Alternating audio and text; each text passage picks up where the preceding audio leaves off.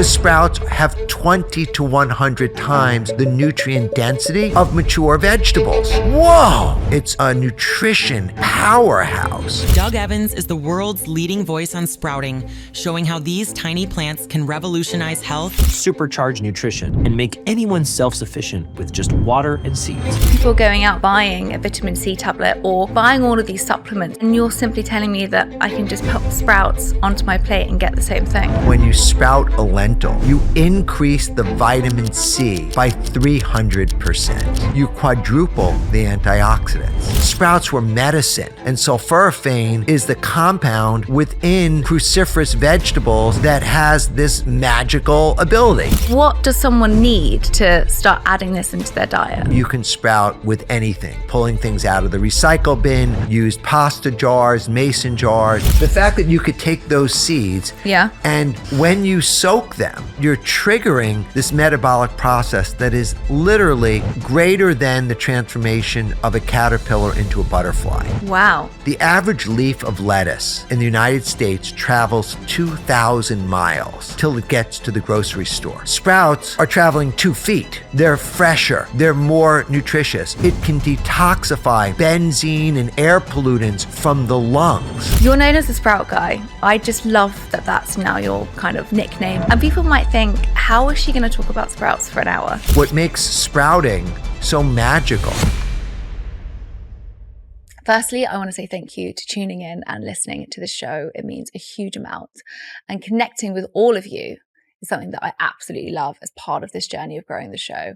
One of my biggest goals of 2025 is doubling the reach of this show. And I can't do that without your support.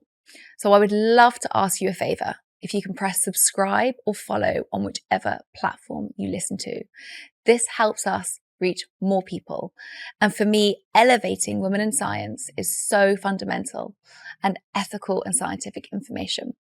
So if you feel the show empowers you and gives you the information that you've been seeking, I would love to ask a favor in return and to hit that subscribe button and help me reach the goal that I've set for the show of 2025.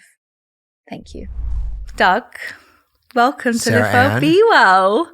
It's a pleasure to be here. I've been so looking forward to this. Well, I am so pleased without me even asking that you bought some sprouts next to you. And people might think, how is she going to talk about sprouts for an hour?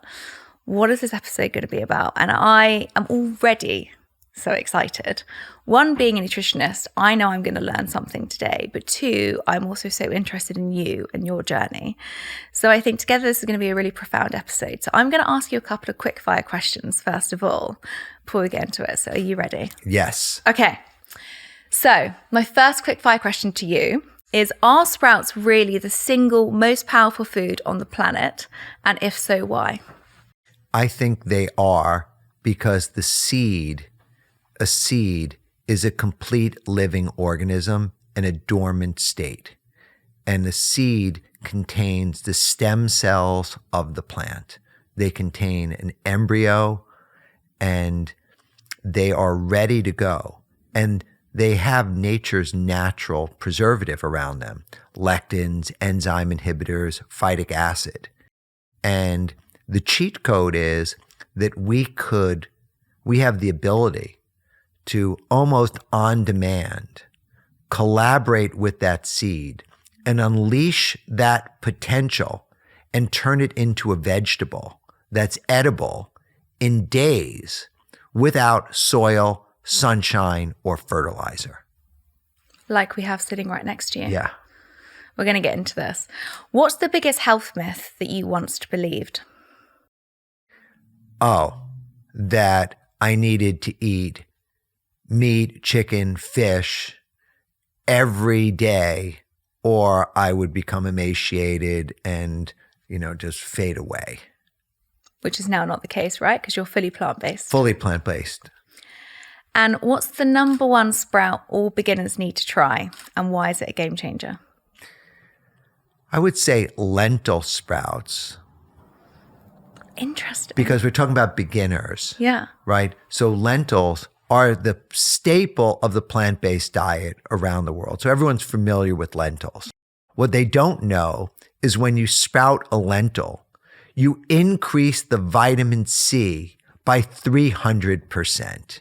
You quadruple the antioxidants, and you make the amino acid profile much more bioavailable. So you get soluble, insoluble fiber, amino acids, vitamin C, antioxidants, and they grow edible. You could start to eat them in as little as 3 days.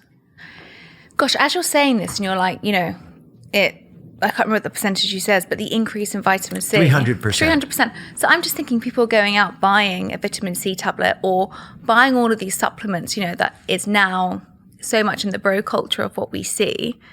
And you're simply telling me that I can just pop sprouts onto my plate and get the same thing. Better. This is what I mean. Better. Because the vitamins were designed to be part of a complex food structure. So the isolation and synthetic fabrication of individual reductionism has proven not to be effective. So for anyone who's like, well, okay, this sounds really interesting, let's bring it all the way back to the beginning. What is a sprout?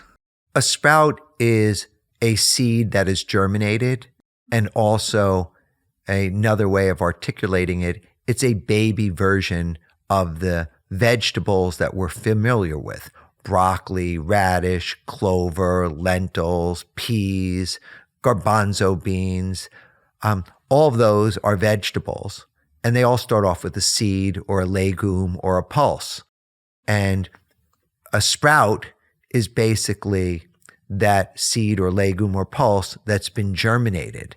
And the best example I could give, and I literally obsess over this every day, and is an acorn, when planted, can grow into an oak tree that could then produce 10,000 more acorns.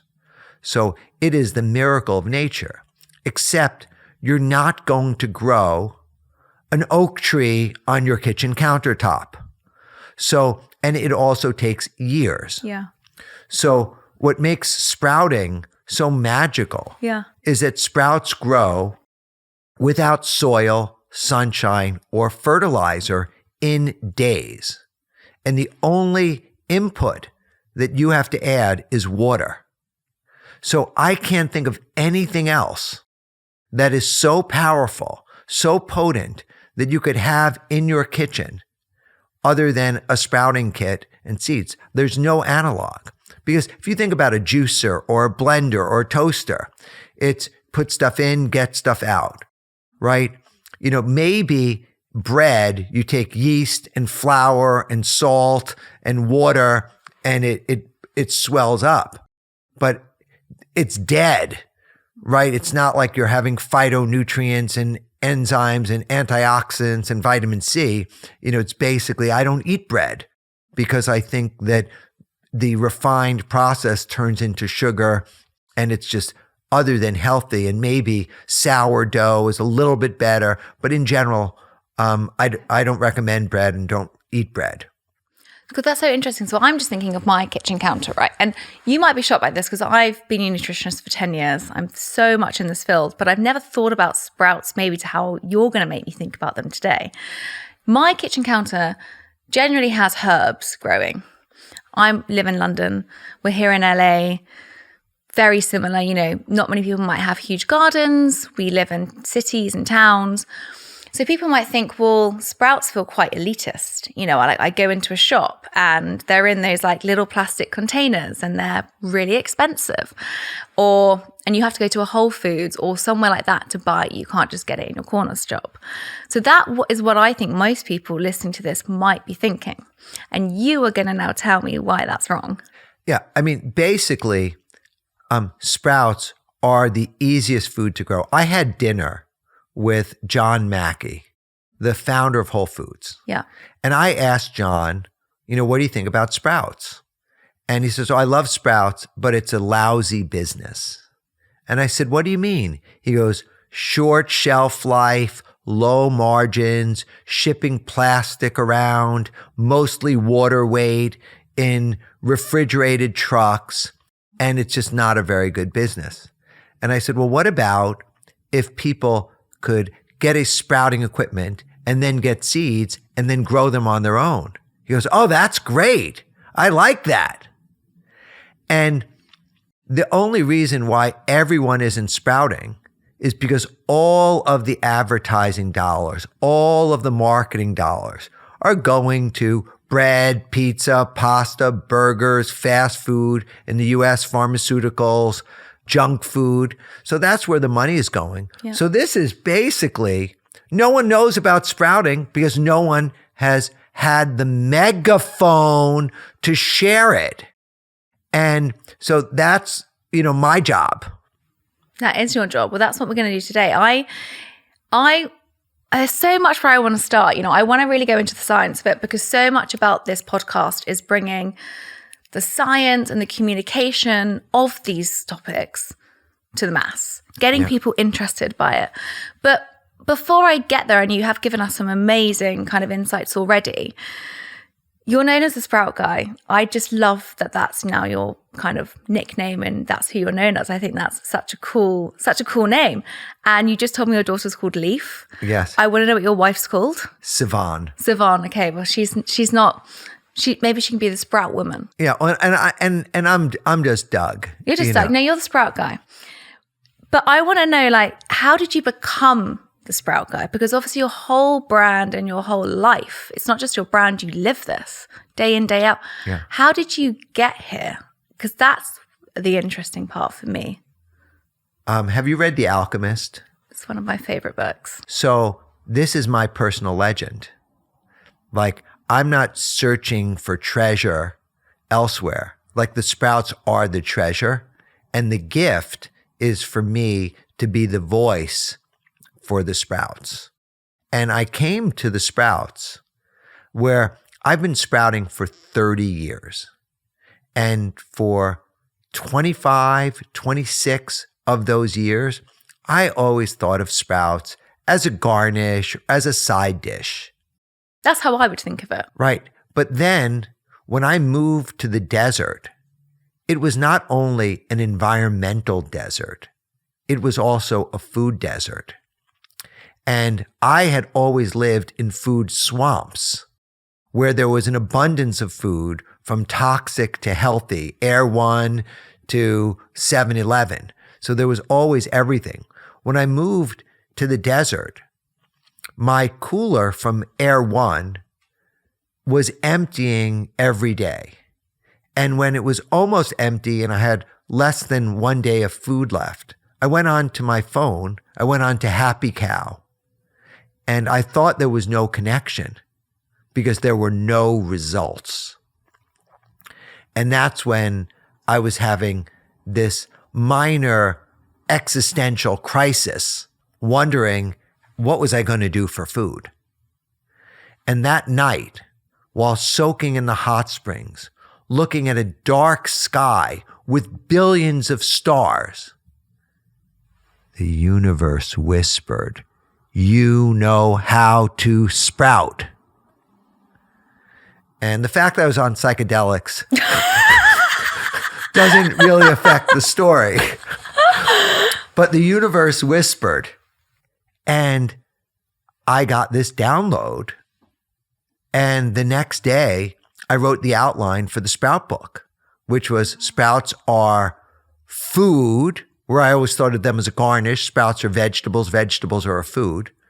Number 2, sprouts were vitamins and minerals, and you as a nutritionist can verify and validate. Sprouts contain every single amino acid to form complete proteins. They contain micronutrients, phytonutrients, polyphenols, bioflavonoids, antioxidants, soluble, insoluble fiber. So it's a nutrition powerhouse. And the sprouts have 20 to 100 times the nutrient density of mature vegetables. So it's whoa. Like 1 cup of sprouted garbanzo beans is 200 calories and 20 grams of protein. So compare that to a normal can. Well, the normal can, it's all like crazy, right? It's probably doubling the bioavailable protein. Wow. And it's just, comparing it to a can, like I can't even look at a can. So cans don't even exist in my consciousness. But for the everyday person, that is where they're buying their food. Yeah, well, that's where like you have to sprout. Yeah. Like you just like sprouting just is 1,000 times more practical and it's more inexpensive. It's just greater. And then the third was sprouts were medicine, and that I became friends with Dr. Jed Fahey from Johns Hopkins University, and he became my mentor and my head of my scientific advisory board. And I found out that there were more than 2,000 published studies on sulforaphane alone, and sulforaphane is the compound within cruciferous vegetables that has this magical ability. It's chemoprotective properties. It can prevent and it can kill cancer cells. It can detoxify benzene and air pollutants from the lungs. That's what everyone in LA needs to be eating right now. And everybody who lives in LA, everyone who lives in a city where you've got carbon monoxide, benzene, exhaust, brake dust coming from every time a car stops, the air pollutants, or, you think about in Shanghai or India or New York, where the fog and the smog is just airborne particles. Like in LA in particular now, because of the ash is containing asbestos and construction waste and lead, and carcasses, all sorts of stuff is in the air. But then even further is that sprouts are high fiber, low calorie, low fat. And they actually are a GLP-1 agonist. Let me tell you about OneSkin and why I'm genuinely fascinated by what they're doing. Founded by all-women team scientists, OneSkin is a skincare brand that's redefining how we age. And you can get 15% off your first order using code LWBW. What's caught my attention is their groundbreaking approach to skin health at a cellular level. Instead of masking the signs of aging, OneSkin tackles the problem at its root with its OS01 peptide. Here's how it works. As we age, our skin accumulates senescent cells, or zombie cells, that speed up aging in healthy cells, causing wrinkles and loss of elasticity.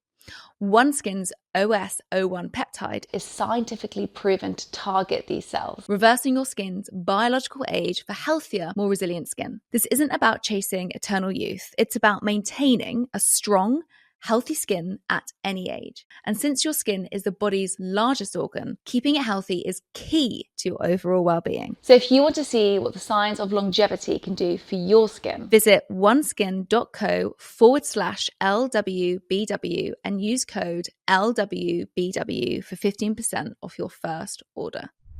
Interesting. So people would have heard that from Ozempic.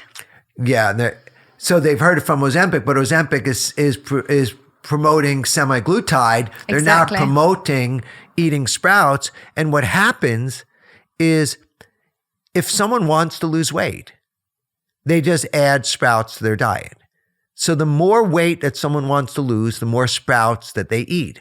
And if they're able to eat the sprouts, they'll get that feeling of satiation, and they're consuming mostly water weight and mostly fiber, and they'll feel full. But it's all a mind game. Like, I believe that the media has convinced people that it's hard to eat healthy, it's expensive to eat healthy, and that most people on diets fail.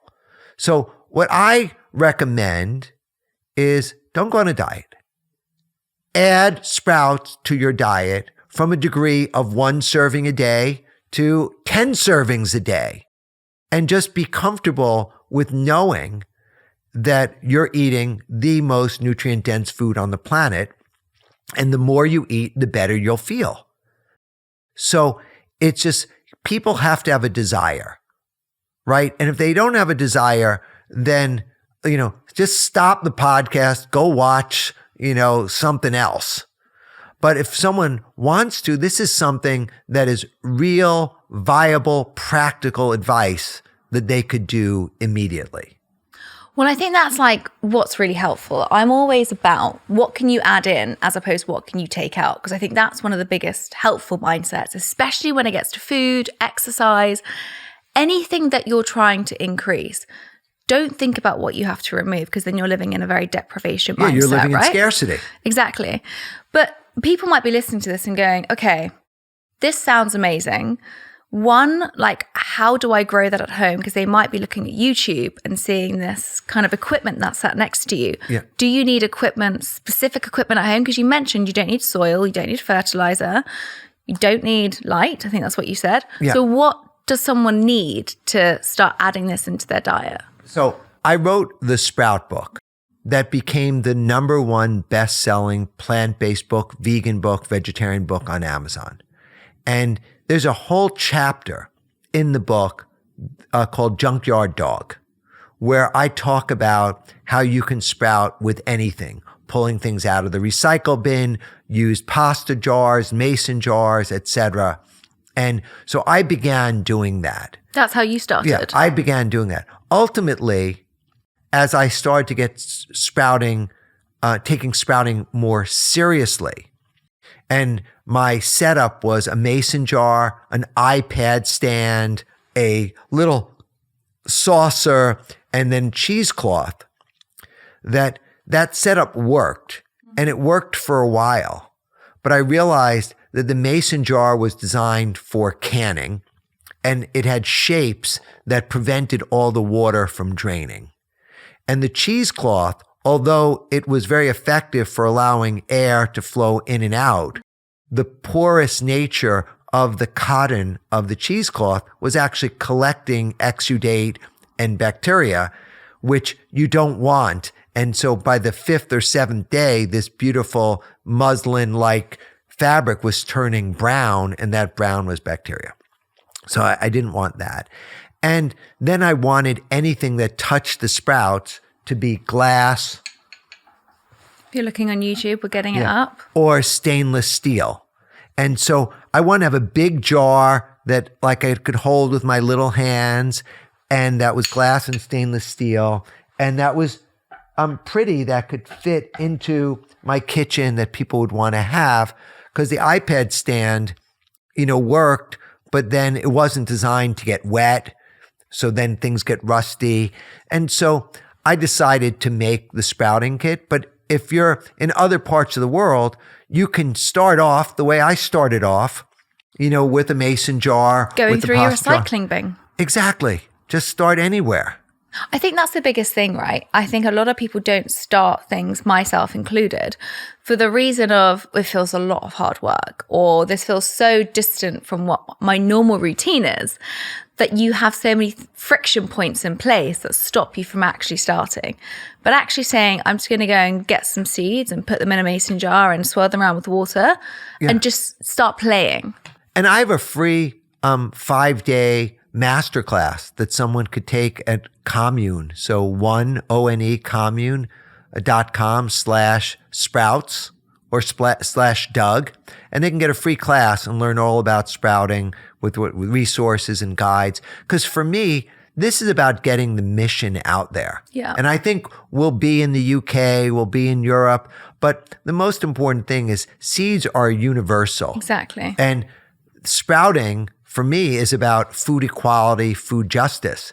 So it's interesting, like one of the things that keeps me up at night, literally, is knowing that 25,000 people every day are dying of starvation, right? Somewhere in the world, whether it's India or China or Sudan or Africa, someone's dying of starvation.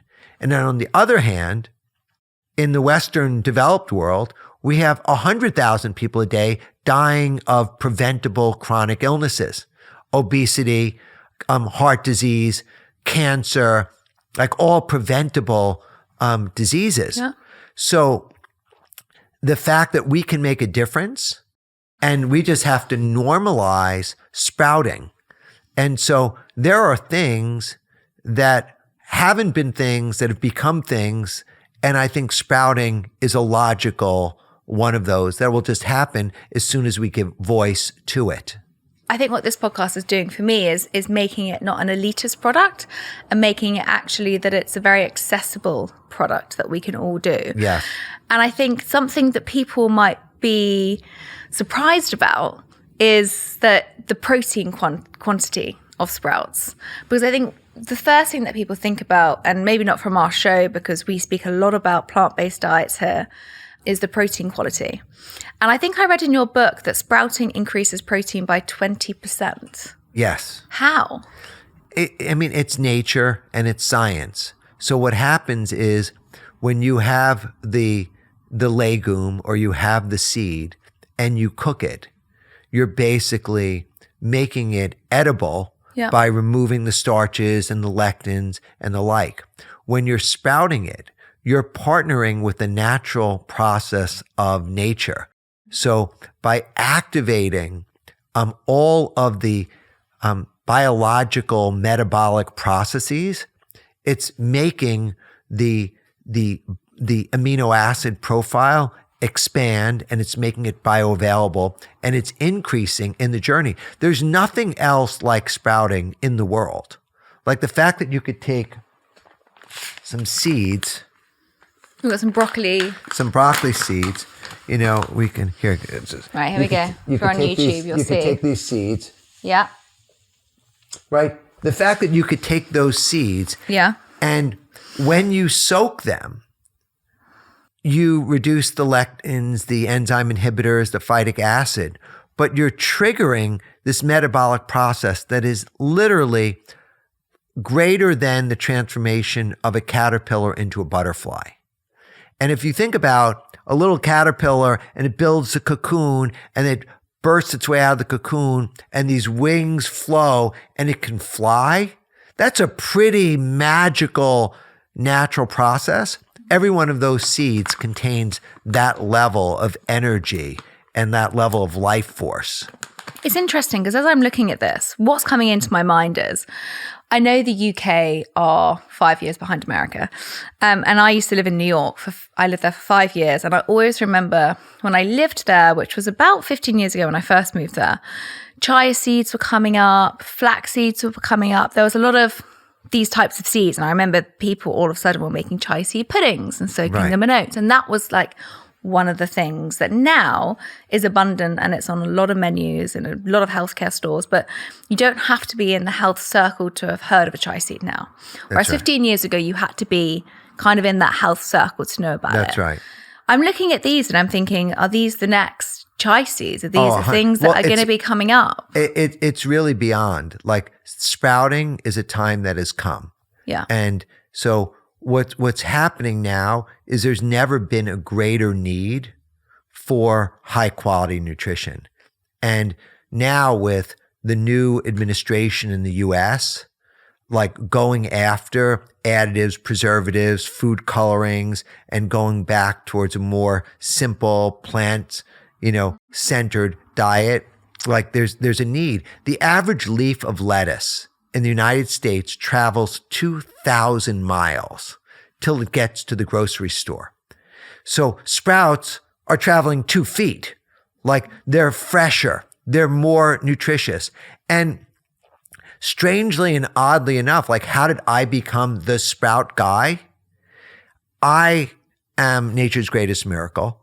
I have the energy, I have the intelligence, I have the experience, and I had the unique perspective of being a raw vegan living in a food desert that was uncompromising in my standards of what I would eat.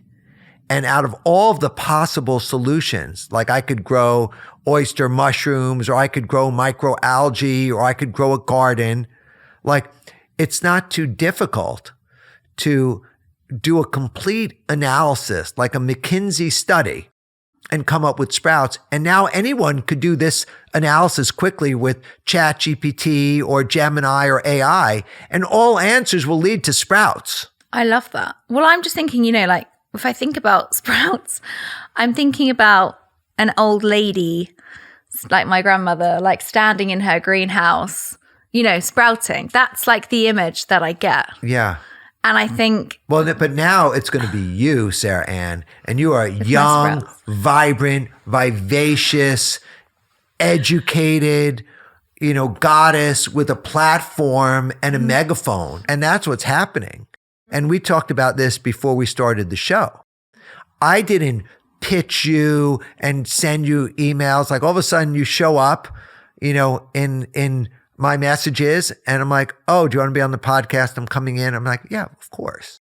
So that's the power. Yeah. And it's not me. No. Like I am just in the ether. I'm doing my part, but the sprouts have taken over my microbiome and they've taken over my intuition. And now I'm in the place of just following the divine order of this. Well, your name came up twice.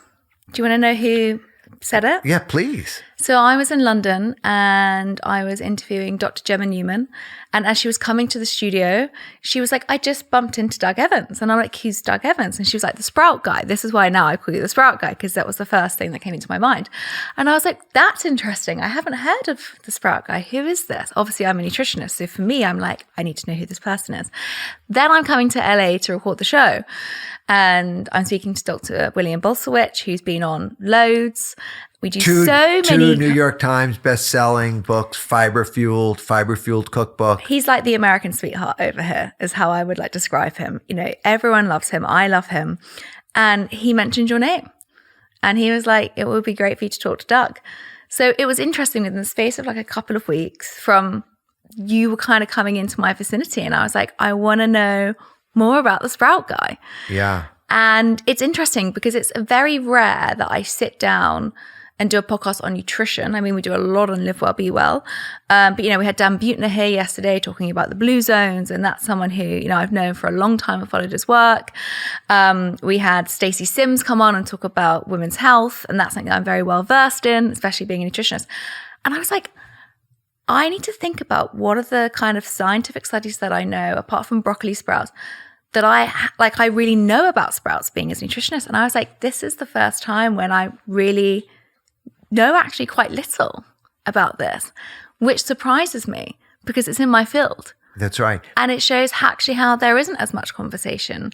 And I was thinking, well, where are we going to go for an hour on sprouts? And the amazing information that you're coming out of is just how powerful and nutrient rich these are. Yeah, it's interesting. Do you know Dr. Robin Berzin from Parsley Health? No. So Parsley Health is a functional medicine health program in the US where they have functional medicine doctors, nutritionists, dietitians, health coaches, and nurses. Yeah. And they believe food is medicine. And they have tens of thousands of patients that say, I am interested in food as medicine. I don't want to go down the normal path. So prior to getting any insurance, et cetera, they paid with their own dollars to be part of Parsley Health. So I met Robin 9 years ago. We reconnected recently. I sent her a sprouting kit. Her 7-year-old son loves it and is sprouting, and she loves the sprouts and she loves that the son is sprouting.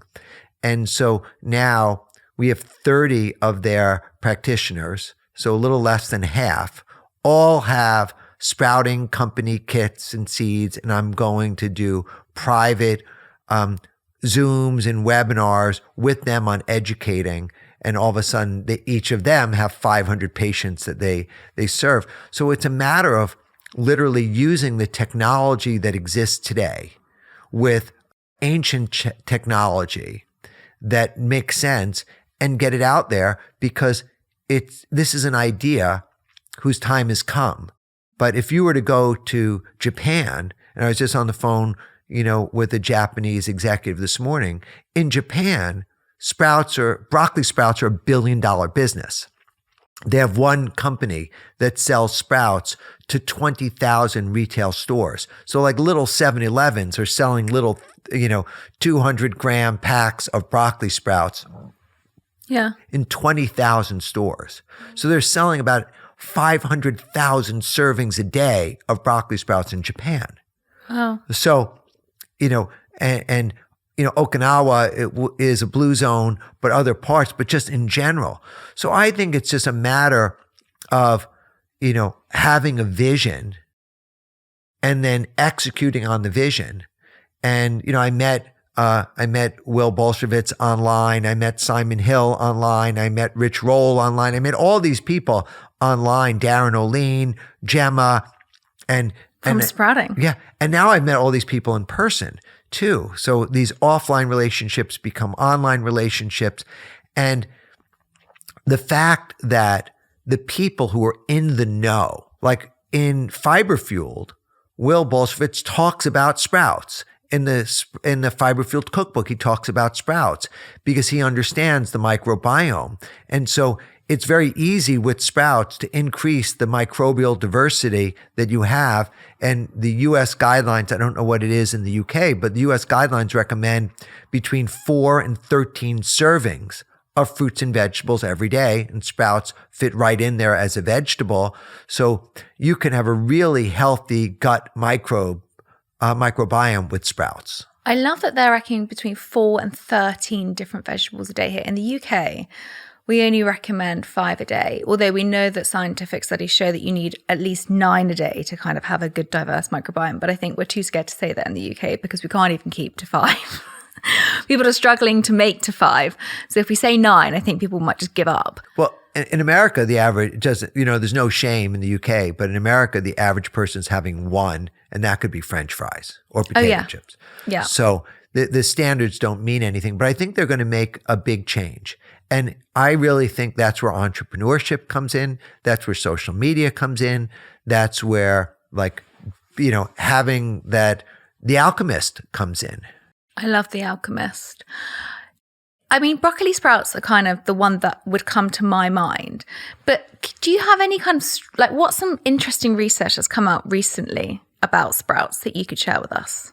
I mean, the probably the most recent ones are the continuing of how they open up the NRF2 pathway and how they're anti-inflammatory.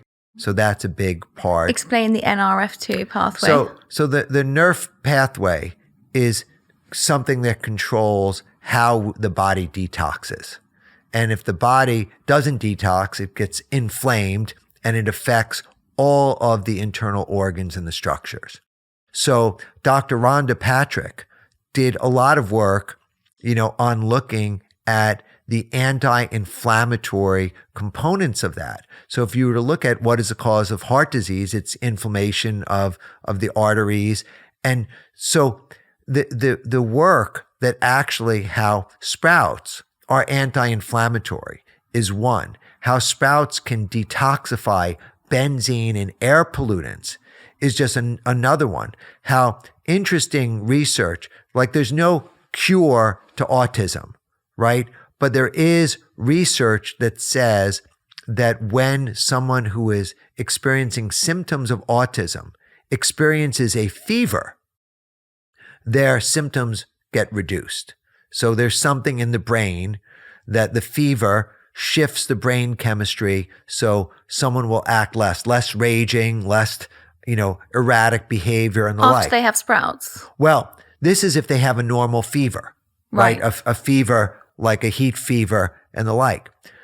The broccoli sprouts, through their hermetic effect, create heat shock proteins in the brain, which are similar to the behavior of a fever, which lessens the behavior and effects of the autism. So lots of research if you want to go down that rabbit hole, right? Type dementia, Alzheimer's. Biggest killer in the UK. Right, AKA type 3 diabetes, is totally an impact of, being overweight, obese, the calcification of the brain, and there's no reversal, but there's actually things that you could do to mitigate the benefit. So one, overall, just whole food, plant-based diet is one. Well, the research on the broccoli sprouts is they actually can penetrate and have greater and faster results because of the enzymatic parts and the glucosinolate affects things. So it's very fast reacting. So in general, it's well known that cruciferous vegetables have glucosinolates in them that can have these chemoprotective and effects on brain chemistry. So when they looked at all the cruciferous vegetables, broccoli had the most of the glucosinolate. When they looked at what kind of broccoli, was it broccoli rabe? Was it Calabrese broccoli? Was it this broccoli?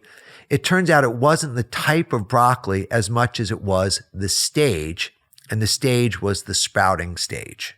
Wow. So it has to do with not only the varietal, but it has to do with the stage. And so the broccoli seeds that you have on that table there, every seed is given a finite amount of the glucosinolate. And as it grows, the amount actually gets diluted. So theoretically, you would eat the seeds to get the most, except the seeds don't digest well. Well, I was going to say that. Like, how is that going to react with my gut? Not very bioavailable. You could grind those. You could crush them. You could, if you cook them, you can make them more bioavailable, but then you end up killing the enzyme myrosinase, which is required to trigger the conversion of the glucoraphanin into sulforaphane. So you need both the enzyme and the compound in order to get sulforaphane. So that's where the best and easiest and most scalable form is to consume them in the sprout form. Wow. Okay. And so if I grow these for 2 days, is that the best time to eat them? I think day 3. Day 3. Day 3 on the broccoli sprouts. Okay. I'm just thinking of like the most bioavailable nutrition to oneself Day 3. with all of this kind of data. Day 3. And people might be surprised that you did this for 30 days. Yeah, exclusively. You just ate sprouts. Yes. Okay, a couple of questions. Protein, which I know you're going to touch upon, but were you hungry? Fat, like how about your fat stores? Like, was that not important? Like, how did you feel through the 30 days? So the hardest thing, and by the way, I've done 14-day water fast, right? I do 24-hour dry fast. And I could tell you, doing the sprouts for 30 days is easy. And the interesting thing when you think about food addiction, there's no desire to overeat the sprouts. Like, there's no desire. Like, you eat the sprouts until you're not hungry or you're full. But someone's going to say, and I have to say it, but is there desire to eat lots of sprouts? Well, here's the thing. Most people, right? And I'm very sensitive to this topic. So I just want to like put out all these warnings. I am not promoting anorexia. I'm not promoting weight loss. I'm just talking about my experience. And I'm pleased you said that. Yeah. So my experience is that if you add salt, oil, or sugar, or fats, you will eat when you are not hungry because it triggers the dopamine release in the brain. As Dr. Alan Goldhammer and Dr. Lyle write in The Pleasure Trap, you get a shot of dopamine and you will eat and overeat when you are not hungry. So if you have no other food and sprouts are there, you will eat until you are not hungry or till you are full, and you won't overeat, but you will make sure that you eat until you get enough calories. Like, it's just the But can you get enough calories from sprouts? Easily. I was getting thousands of, I'm very active, right? I'm very active. I'm 58 years old and I'm a beast. So I run every day, 5K or 10K. I do 300 to 400 push-ups a day. I do pull-ups. Like, I'm very active. So I burn between 2,000 and 3,000 calories a day. So for me to keep my weight, I need to make sure I'm eating the calories. So I just have to eat, probably 2 to 3 jars of sprouts every day. Period. End of story. And what about the fat content? Like, because I sometimes think about if I cook tomatoes, if you add olive oil to it, you increase the lycopene on it. You increase the antioxidant. And we need fat. Fat is important because we have fat-soluble vitamins, So someone listening to this might be saying, well, it doesn't feel like it's got any fat in. So how are we going to make sure that we're having enough fat put in our diet to have these fat-soluble vitamins like vitamin D or vitamin A or vitamin E? So sprouting chia, sprouting flax, sprouting soy, sprouting peas, sprouting mung beans, sprouting lentils. Like it's very easy to come up with a formulation. Like I'm working, advising someone doing an Ironman triathlon who consumes 5,500 to 6,000 calories a day. And we're mapping it out for him to do it on sprouts. Wow. That density of food must be overwhelming. Just thinking about how much he must be eating. Yeah. But if you think 1 cup of the sprouts, sprouted lentils or sprouted pulses is 200 calories. So a cup is not that hard. So if you're eating, a big salad, that could be 8 cups. So it's very easy to consume that. What has to happen is you have to be determined. So there are people that are doing water fasting. Like that's really hard, right? Doing the water fasting. If you could eat the sprouts and someone has a reason why, like you could go to Hippocrates Health Center, which I love in West Palm Beach, and spend $500 a day and they will feed you sprouts, right? Or you could do it on your own. But the main reason why, like for me, like I did it because I'm raw vegan. I wanted to eat.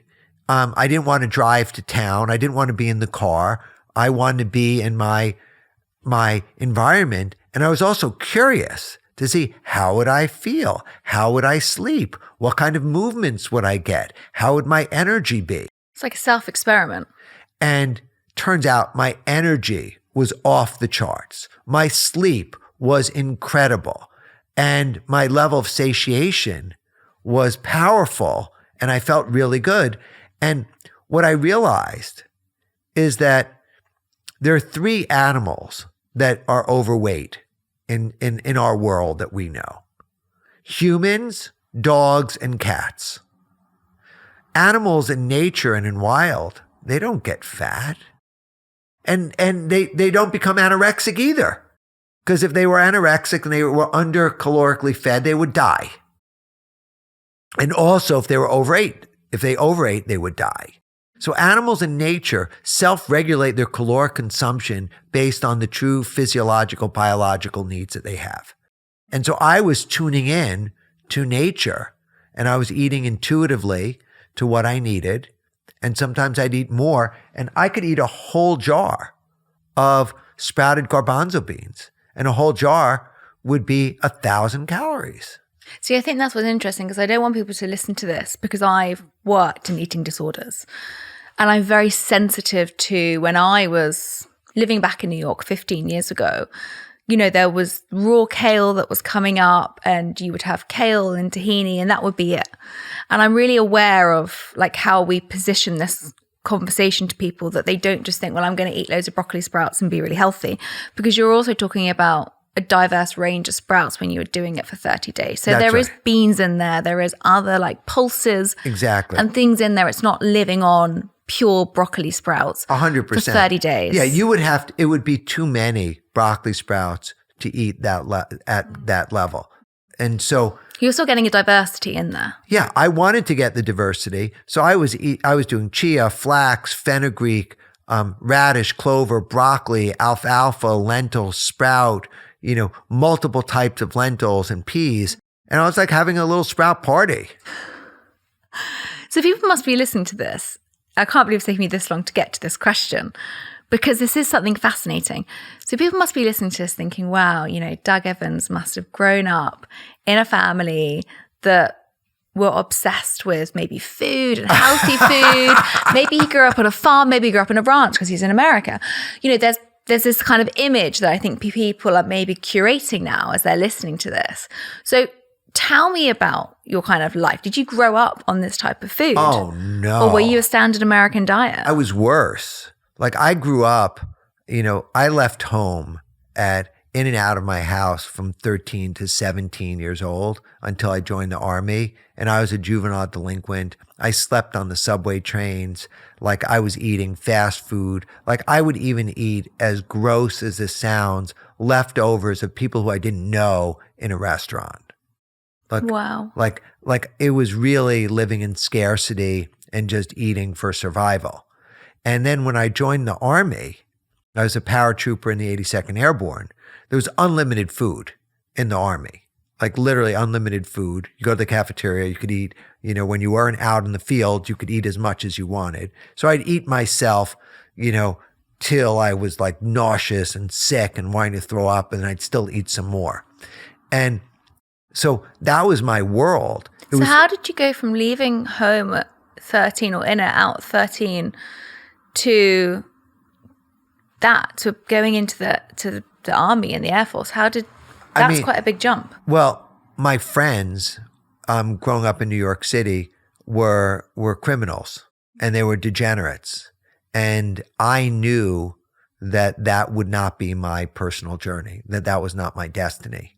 But I also knew I didn't know how to get out. What were your parents doing at this time? I mean, my father, may he rest in peace, he was a combat World War II veteran, and he was emotionally unstable, and he never worked. So he was, going to the gym, he was raging, he was doing his thing. And my mother, worked and supported the household. But it was just not very fun being there. So I've just felt more at home being with the community, even if they were degenerates. But when I turned 17, I realized, wow, if I get arrested now, like they're going to treat me as an adult. And like, I don't want that. Like, that's not for me. So I didn't know how to get out. And then like I saw a TV commercial, Be All You Can Be, Army College Fund. And I was like, wow, this is my way out. Wow. So going from nearly going to prison, that's like incredible. That must have taught you some incredible skills going into the Army. Oh yeah. I mean, it's somewhat brutal because they really try to break you down. And I'm really stubborn. So they had to work really hard to break me down. And did they? They broke me in. I don't think they broke me down. But they definitely polished some of my sharp edges. And I walked out of the Army with a lot of confidence and a lot of like a mindset that I could do anything. Well, I think that's something that anyone who I've spoken to who's been in the Army, there's an amazing woman who's now become one of my best friends since doing this show, Lee Colson, who's a free diver. And she's one of the best free divers in the world. And she was she was in the Army in Afghanistan for 15 years. And I think it's that mindset that's given her the mindset to go on to what she's wanted to do. Yeah. I mean, you learn a lot because there's a lot of peer pressure. Yeah. Right. And there's a lot of authoritative pressure. Yeah. Like I remember, like after 24 hours in the Army, I was ready to leave. And the drill sergeant said, hey, there's no bars on these windows. You can leave. But if you leave, you'll be a fugitive and you will get caught. And then you will be incarcerated. And you may do 5 years or 10 years of hard labor. So right now, you think you don't have a lot of freedom, but you have a lot more freedom than if you were incarcerated. And I was like, oh, wow. So at that moment, like I made this decision that I was just going to do what I was told. Just suck it up. Like I was a man. I volunteered to go there. No one put a gun to my head. And now I had to deal with the consequences of my decision. And how long did you stay there for? 13 months. Wow. So you did stick it out. Oh, yeah. Well, I was supposed to stay longer, but they asked me to leave early. Why? Just like long story short, but basically I got nominated to go to officer candidate school and they ran a top secret security clearance. And then they saw I didn't qualify. And that was like instant discharge. Wow. So how did you deal with that? Because that's kind of a rejection. It was kind of rejection, but I was so glad to get out. Okay. It's like, wow. Okay. It's like, wow. Like I almost felt like I worked so hard while I was there. And then like I worked my way out early. Like if I would have just done what they said and not gone the extra mile, I would have had to do full 3 years. Wow. Because I worked so hard I got out. I think I'm the only person I know who went through like my experience in the military. What was your biggest learning from being in the military? Biggest learning Yeah. was that I'd rather see peace than war. Like all these wars, all this fighting, is just breaks my heart. And then when you came out, what was the next steps? You kind of got your life back on track in a way, like you had a different mindset from when you went in. I mean, you go from one addiction to the next. So I became a workaholic.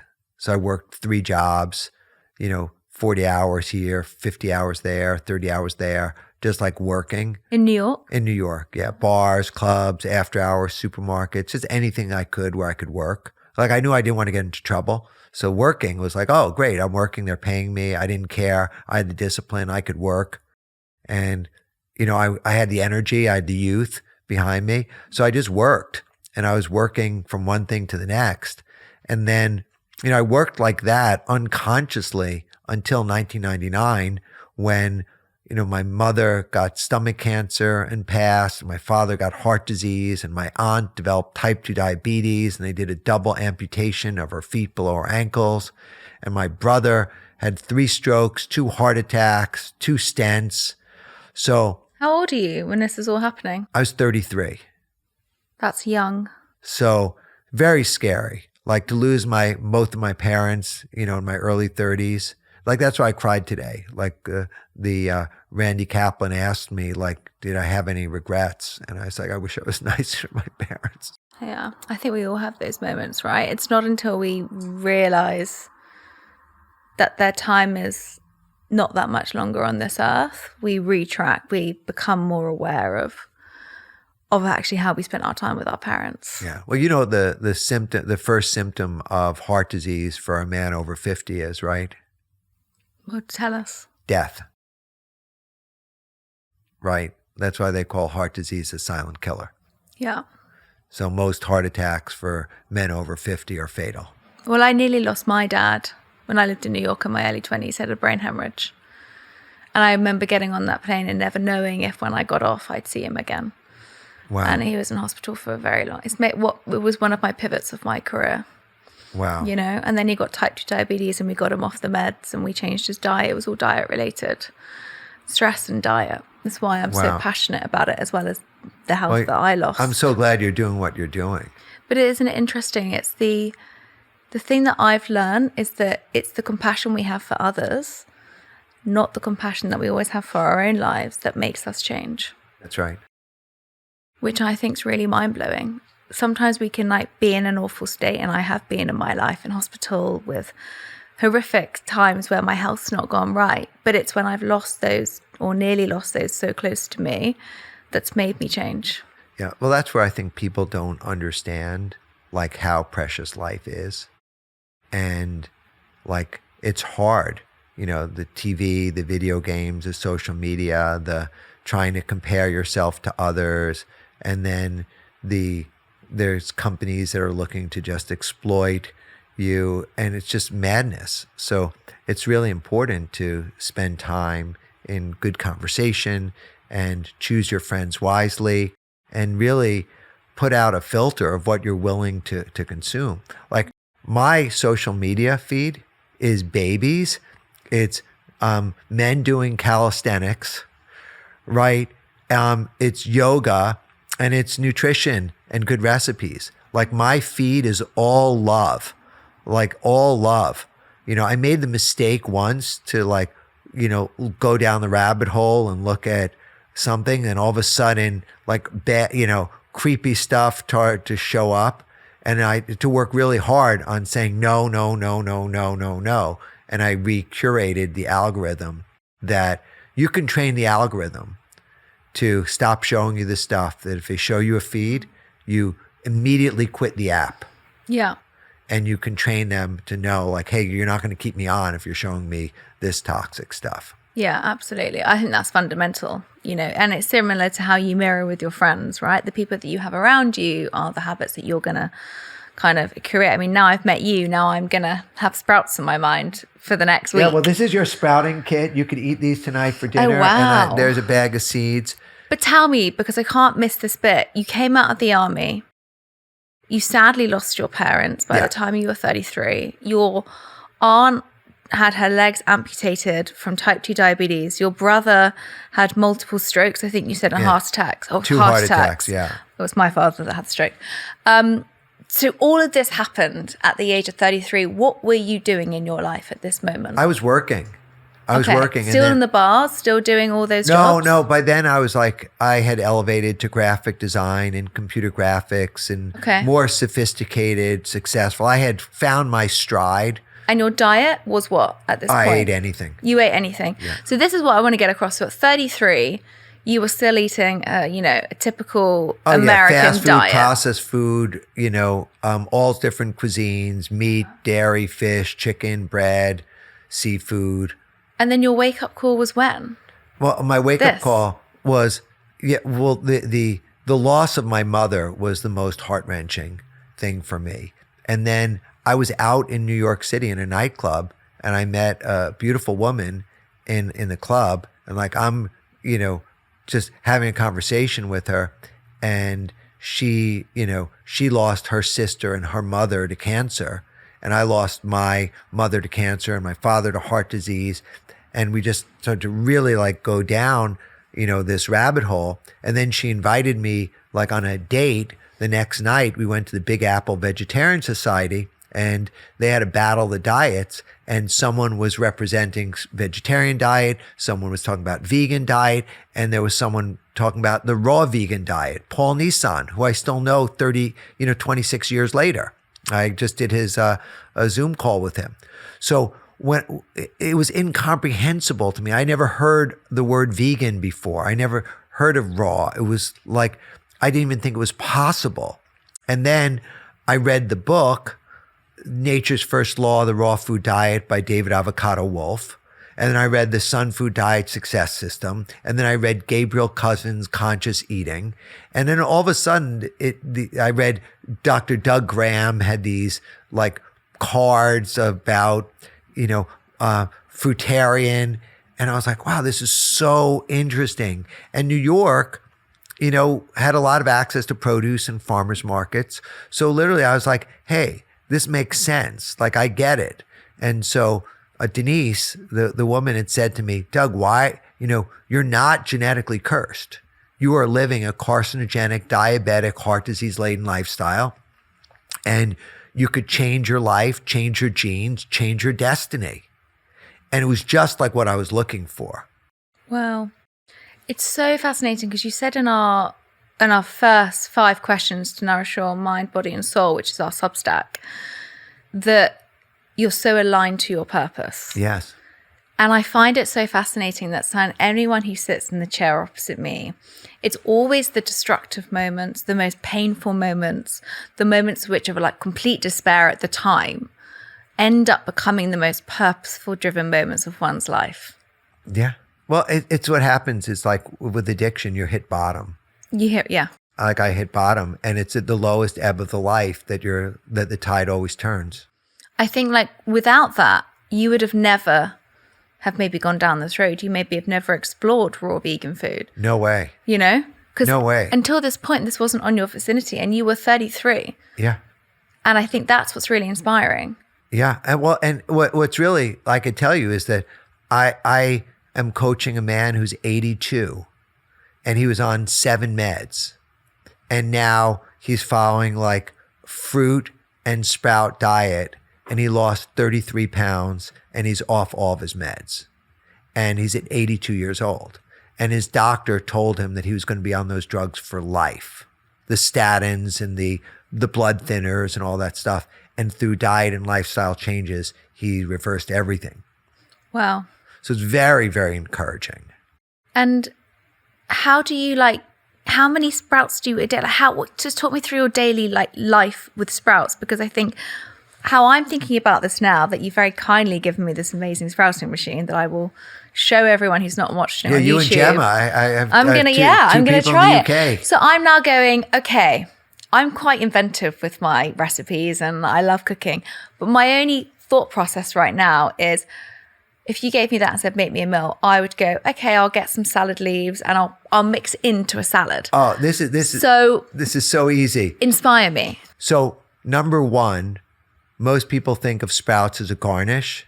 Exactly. Well, now sprouts are the center of the plate. Okay. So that's number one. So instead of adding them to a salad, they become the salad, right? Number two, wherever you're using rice, you can replace with sprouts.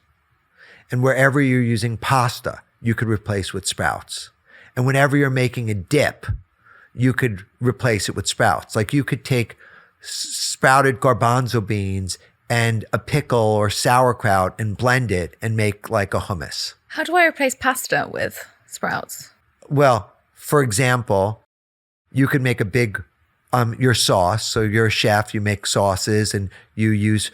Amateur chef. I love that you called me a chef. Thank you. Well, I like that. But you could use fresh tomatoes, sun-dried tomatoes, garlic, oil, olive, onions, and make a great dressing. And you put the sprouts in the center of the plate and you pour the marinara and the sauce over it and you toss it. Amazing. And instead of having something that's calorically empty, nutritionally empty, calorically rich, pasta, you could be having like incredible. And basically the sprouts absorb the flavor of whatever sauce you put on it.